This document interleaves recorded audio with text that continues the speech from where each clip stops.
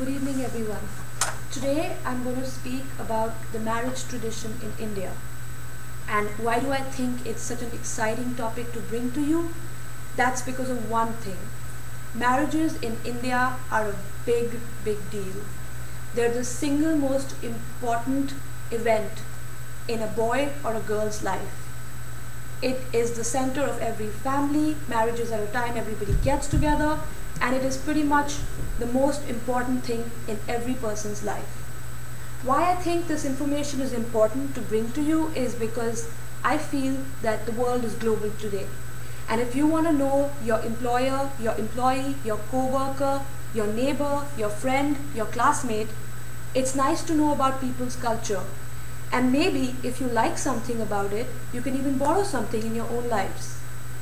As I've been here for 2 years, I have a lot of friends from different countries, and I feel that they have a lot of myths about Indian marriages and Indian traditions in general. So what I am going to do today is try and bust some of these myths. So the first myth, I have a friend of mine come to me and tell me, is that so all of you get married arranged, and your parents force you to get married to somebody they think is right for you. I have to tell you that is not the case. No parent in India forces their children to get married to who they think is right. Everybody is educated and forward enough now to understand that children can make their own decisions. But what they do is that if you have somebody's significant other and you're dating somebody, then they let you go ahead and make your own choice. But if you're of marriageable age and you don't have a significant other, that's when families come in and start coercing you to get married, which I think is a good thing, because sometimes you're just inactive, not wanting to do anything. This is where families come in and start searching for prospective brides and grooms for you. How the search happens is by looking at family backgrounds and the similarity in where you come from. Once they single out a prospective, they have you meet the person. And once you meet your prospective, whoever, a bride or a groom, then they leave it to you. After which it is completely your choice. You can get to know each other for the next 6 months, 8 months, a year, and when you feel you're ready to marry the person, then the families can make it formal. But in case you decide the person isn't the one, you're free to just turn around and tell your parents, well, we didn't match. And then the search starts all over again. So there's a difference. It's arranged, but you're allowed to fall in love with the person. So most of these are called love come arranged weddings. What is also different is that I have to say that we have no underage marriages in India. A girl can't be lesser than 18 years and a boy can't be lesser than 21 to get married. Women are respected, which is why divorce rates in India are very low. And if you were to have a divorce with a woman, she gets pretty much 50% or more of what you have. And families are very close knit. So every time they feel there's a problem between husband and wife, uncles, aunts, mother, father, everybody intervenes to make sure that the marriage doesn't break.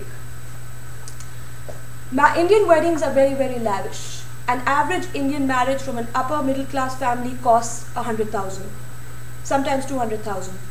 Jewelry is gifted to the bride.